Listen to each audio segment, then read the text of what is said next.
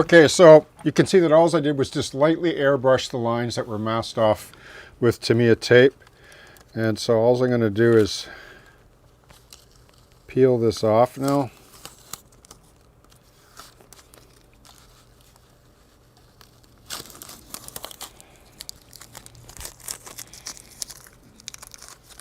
And then if I want to tone down this particular, like these lines, if I think that they're too strong, well, guess how you deal with them. It's easy. Remember how I've talked about the pre-fade? Well, you can use it as a post-fade as well over top.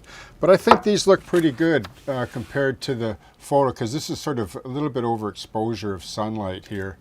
But when you're up close to the unit, you can see, even if you turn it like this, you don't really notice them as much, but see that? So I think they're pretty good.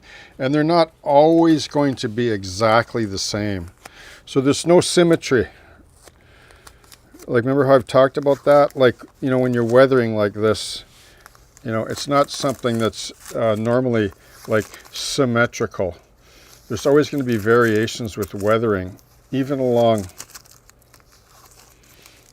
like a lengthy surface that's, you know, symmetrical. You know what I mean? Okay. So there you go. So I think this looks pretty good. Like, notice there's very subtle weathering underneath here, just like there is there. There's shadow there, but that, I think that'll do. And then with the trucks that I showed, this should work out just right. And I like that car. It looks really cool. And the top will be clean too, because it looks really clean on the top there. Okay.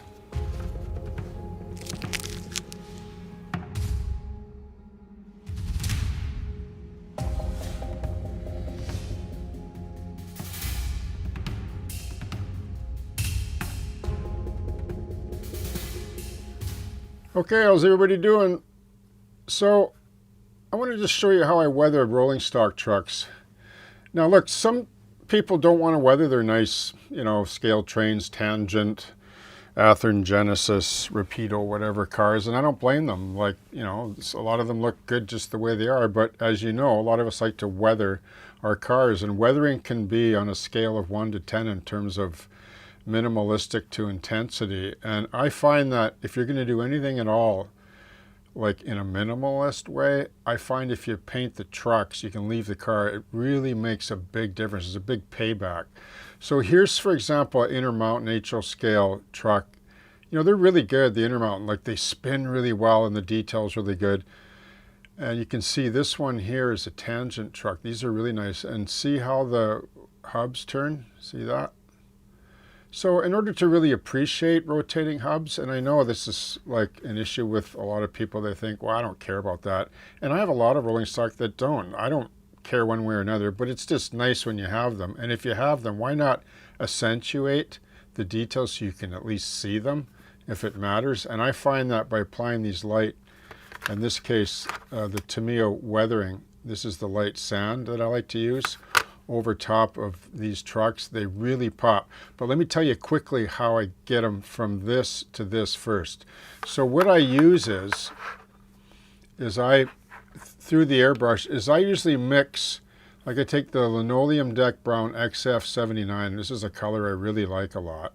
Oftentimes you don't see it on the rack because they get picked off really quick, along with buff, which is very similar to this color here, the light sand. Okay, and then of course XF flat black are colors, and XF white, or whatever, you know, that are often gone first for good reason, because they're the basis of a lot of colors that we like to use. So I take this Linoleum Deck Brown and the black, okay, and I make up, like, probably with these two bottles I can make up 3 or 4 of these. So this is all isopropyl alcohol and, you know, a quarter or half of one bottle. So 3 to 4 bottles of this. And oftentimes when you sit the bottle down, like overnight or a couple of days, like, see how it settles out? Like, here's, like, this is a few bottles, but over time, but I just keep adding thinner to this. Like, this is isopropyl alcohol. This isn't the you know, the X20A thinner, even though I use it. I use the X20A thinner usually for clear coats.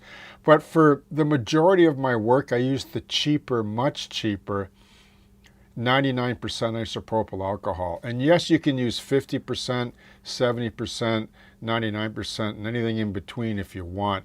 You can even use water, but I don't use water. But to me, it's that chimera paint where you can mix almost anything with it. Even I've heard, I don't do it, but people use the Tamiya lacquer thinner and thin this acrylic paint with it, which is amazing to me. But anyway, this is isopropyl alcohol. This is like, I think JN gray. This is for when I do model ships and light gray colors, etc. Okay, so I just have to shake this up. I'm not going to do it. Well, here, sure, I'll go. Like once you start agitating it and shaking it up, the isopropyl alcohol just cuts into all that base of pigment, and you get really nice suspended acrylic paint that blows beautifully through your airbrush. Okay, so these are the two colors, like I say, and this is an awesome color, by the way, for rust base. Okay. All right, so these, like all these Tamiya Weathering Masters, like there's 8 of them. A, B, C, D, E, F, G, H, okay? I use this one mostly, the Masters A, and I'll show you what I do with this. So these are like, they're not pan pastels, they're sort of an oil-based or ethanol-based, like mascara type pastel. And I find that they work really well because when you want to highlight your dark truck that you've airbrushed, and I just do trucks like one-offs, like I do one car at a time. I just airbrush these, you know, with a clip. I hold them, and then I just clean them with isopropyl alcohol. You can get the templates. I've seen them if you want to do multiple cars. They're great. You just drop the wheel sets into them and just spray, and your wheel treads are already clean. You don't have to clean them separately. But I do that just because I just do things in the moment at times. So see how, like this is painted that dark, you know, rail brown, I call it, made up once again of just linoleum deck brown and flat black. Just mix it to taste. You know, either way, like it won't matter. And it's good if they're different anyway. So I just like start by just dabbing this to see how strong this is. And then I just start rubbing it lightly, just like a mascara application. These are really nice trucks. You can see the journals there and how they're super detailed. I think these are probably about the best rotating hub trucks made by Tangent.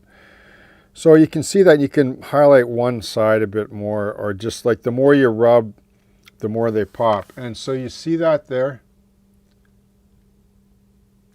Isn't that nice? So see the difference there and there, and then of course there's the Delrin plastic. Okay, so pick your poison. I really like doing the trucks because in the end, even on a clean hopper, they end up looking pretty cool, I think, you know. Okay, so cheers, happy modeling, and I hope you have a great day.